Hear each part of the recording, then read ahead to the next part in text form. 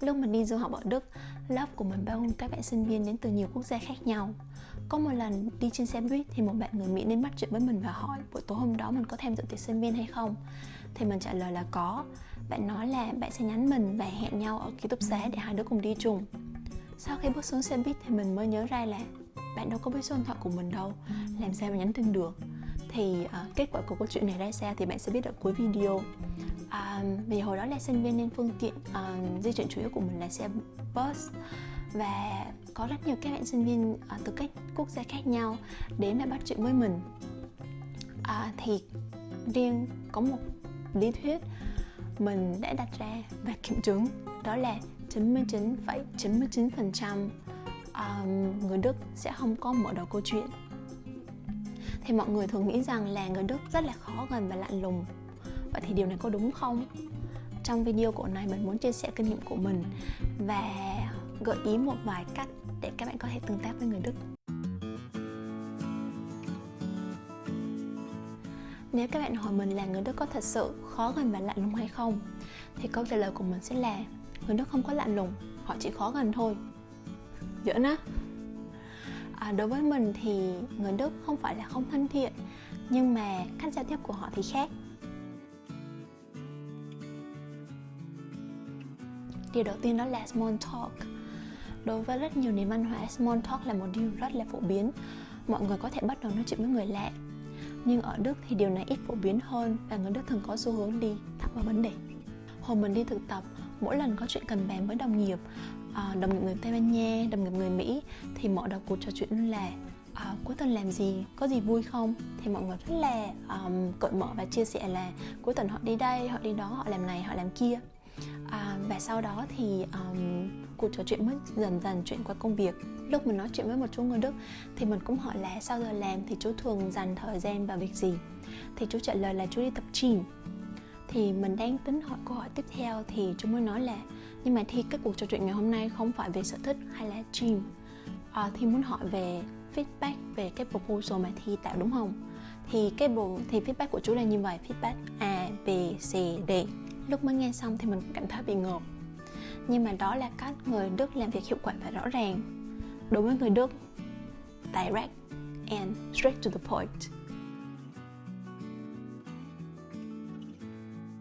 Điều thứ hai, đó là sự riêng tư và khoảng cách cá nhân. Người Đức rất coi trọng sự riêng tư và khoảng cách cá nhân.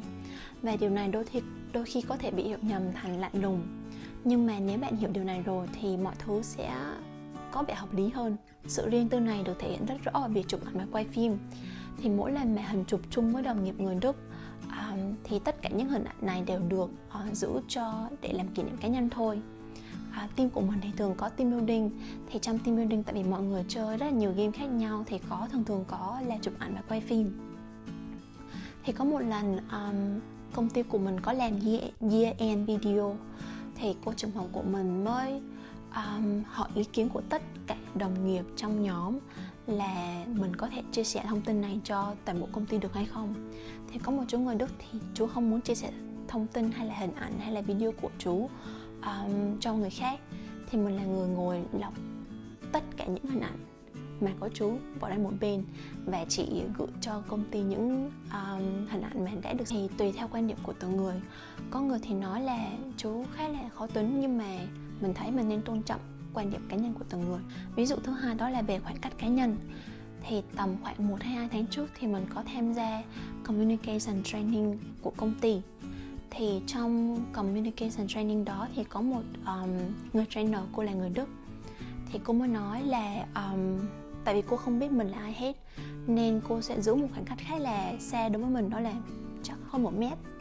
Nhưng mà có một đồng nghiệp của mình là người Brazil, thì cô biết văn hóa của Brazil rất là thân thiện, rất là cởi mở. Thì cô mới nói là cô có thể bước gần hơn một chút để nói chuyện với đồng nghiệp của mình. Nhưng mà bước gần của cô có nghĩa là chắc chỉ có khoảng cách gần hơn có chút xíu so với mình thôi ạ. Thì cô mới nói là sau buổi training này thì hãy nói chuyện với đồng nghiệp của mình và tìm ra đâu là khoảng cách cá nhân của họ. Thì mình thực hành luôn với cả cô trainer người Đức của mình. Thì mình mới bước gần đến cô và mình hỏi là khoảng cách như vậy được không cô? Thì cô nhìn mình với một ánh mắt rất là ngạc nhiên và nói too close, quá gần. Thì sau đó thì mình mới bước ra đằng sau 2-3 bước thì cô mới nói là ok, như vậy thì được rồi. Thì từ đây mình mới suy ra đó là khoảng cách cá nhân giữa mình và người Đức thì khá là rộng. Nói tóm lại thì người Đức ít có xu hướng nói chuyện với người lạ và họ rất tôn trọng sự riêng tư và khoảng cách cá nhân. Vậy thì làm sao để mình có thể tương tác với người Đức và làm sao có thể bước vào vòng tròn bạn bè của họ? Có một điều mà mình thấy luôn đúng, đó là kết bạn với người Đức cần rất nhiều thời gian. Và thời gian ở đây không có tính theo tuần nha, tính theo tháng hoặc thậm chí tính theo năm.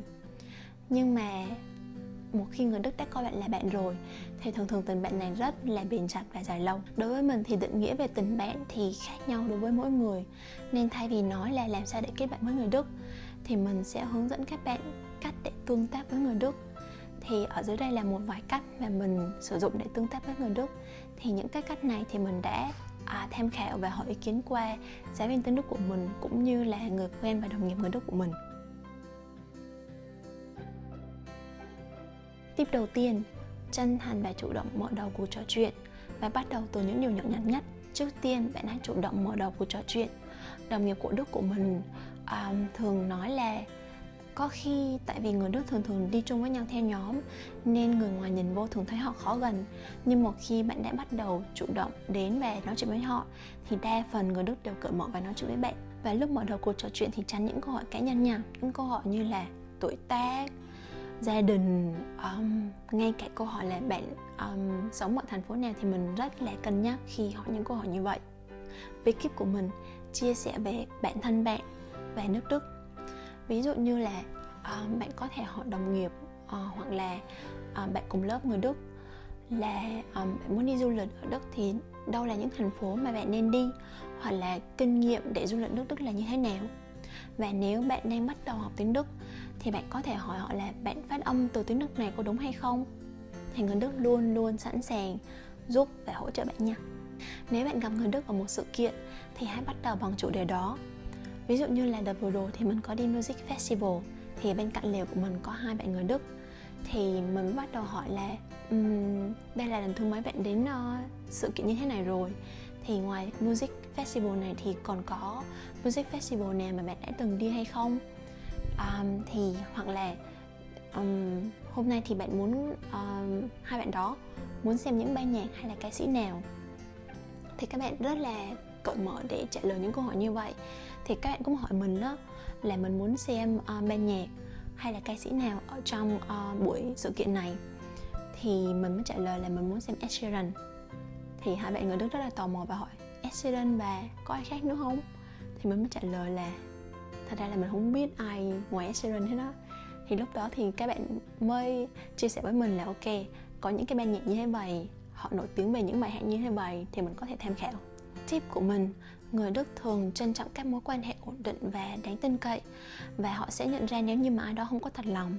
Nên các bạn cứ là chính mình, chân thành và đừng ép buộc các mối quan hệ. Thì hãy tương tác từ những điều nhỏ nhặt nhất và hãy để sự tương tác đó phát triển một cách tự nhiên. Điều thứ hai, tham gia các câu lạc bộ hoặc event. Event thì mình có nói sơ lược qua rồi đó. Ví dụ như là event liên quan đến Music Festival, Beer Festival hay là các event liên quan đến trao đổi ngôn ngữ và văn hóa, thì ở đó thì bạn sẽ có cơ hội gặp và nói chuyện với cả người Đức. Người Đức đặc biệt là coi trọng thể thao nha. Mỗi lần mình nghe đồng nghiệp kể là họ đạp xe 100 cây số thì mình chỉ có mắt chữ A, mồm chữ O. Tại vì hàng ngày mình đạp xe lên tới công ty chắc khoảng 5 cây hả? Và mình đã mệt muốn bỏ hơi tài rồi. Thì hiện tại thì mình vẫn đang luyện tập, thì maximum mà mình có thể đi là 20 cây số. Thì mình có một cô bạn người Đức, thì hai đứa mình hẹn nhau là tháng 9 này sẽ cùng nhau đạp xe đạp, và mục tiêu của tụi mình là 40 cây số. By the way, bạn có biết không, là người Đức lên kế hoạch rất xe nha. Để mà có cái chuyến xe đạp từ tháng 9 này thì tụi mình đã lên kế hoạch từ 2 tháng trước rồi. Tóm lại thì bạn có thể tham gia một câu lạc bộ tùy theo sở thích của bạn.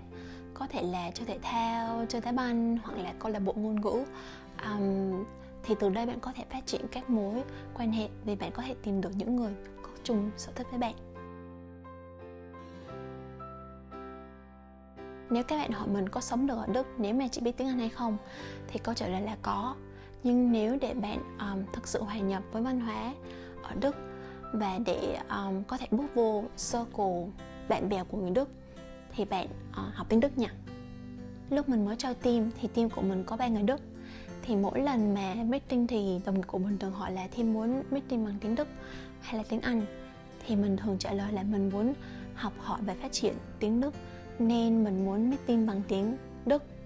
Nhưng mà nếu mà có câu hỏi gì thì mình sẽ hỏi lại. Thì đồng nghiệp của mình rất là kiên nhẫn. Nếu như mà mình có câu hỏi thì mọi người đều lặp lại. Trước tiên là bằng tiếng Đức, rất là chậm. Đến độ mà nếu như mình vẫn không hiểu nữa thì mọi người sẽ lặp lại bằng tiếng Anh. Nhưng mà mọi người rất là dễ thương. Và sau đó thì đồng nghiệp của mình còn chỉ cho mình những câu thành ngữ trong tiếng Đức nữa cơ. Ví dụ như là ở Việt Nam mình có câu là con nhà tông không giống lông cũng giống cánh. Thì câu này trong tiếng Đức cũng có một câu thành ngữ rất là tương đương. Đó là Der Apfel fällt nicht weit vom Stamm. Vậy thì để tổng kết lại, người Đức có thể là trông hơi khó gần lúc ban đầu, nhưng mà một khi bạn đã dành thời gian và nỗ lực để xây dựng mối quan hệ và niềm tin với họ thì bạn sẽ có những mối quan hệ rất là bền chặt và lâu dài. Và hãy nhớ là bắt đầu từ những điều nhỏ, chân thành, tham gia vào các câu lạc bộ hoặc sự kiện và học một chút tiếng Đức. Thì bằng những cách đó thì bạn có thể có một nền tảng tốt để giao tiếp với người Đức. Cảm ơn các bạn đã xem video. Và nếu như các bạn có trải nghiệm riêng về tương tác cũng như là kết bạn với người Đức thì hãy để lại bình luận ở phía dưới nhé. Mình rất muốn nghe câu chuyện của các bạn. Hẹn gặp lại các bạn và chúc may mắn.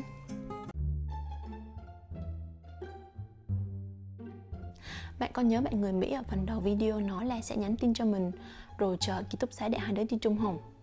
Thì mình mới nhận ra là bạn không có số điện thoại của mình nên mình chờ khá là lâu ở ký túc xá. Nhưng mà sau đó thì không thấy tăm hơi bạn đó đâu hết. Thì mình mới quyết định là thôi hay là mình đến chỗ dự tiệc luôn. Thì lúc mà mình đến chỗ dự tiệc thì mình đã thấy bạn ngồi ở quầy bar nói chuyện với cả những người bạn khác. Thì lúc đó mình mới nhận ra là lúc ở trên xe buýt thật ra bạn đó chỉ nói chuyện xã giao thôi. Thì mình cũng thấy bình thường. Người Đức á nha, nếu mà họ không mời bạn thì thôi, nếu mà họ đã có ý định mời bạn á thì họ sẽ gửi địa điểm, thời gian và hỏi bạn đến bằng phương tiện giao thông nào. Nếu như mà bạn đến bằng xe hơi thì người Đức sẽ chỉ cho bạn chỗ đậu xe ở chỗ nào. Nếu bạn nói đến bằng phương tiện công cộng thì họ sẽ chỉ cho bạn là đến bằng xe bus số mấy hoặc là đến bằng tàu số mấy. Họ còn hỏi bạn xem là bạn có bị dị ứng thức ăn hay nước uống nào không để họ có thể chuẩn bị nước cơ. Ở phần cuối của video này, mình muốn gửi lời chân thành cảm ơn đến những diễn viên đã góp mặt trong video. Thứ nhất, Doraemon. Thứ hai, Tony Chopper. Thứ ba, Saki. Và cuối cùng là Empeku.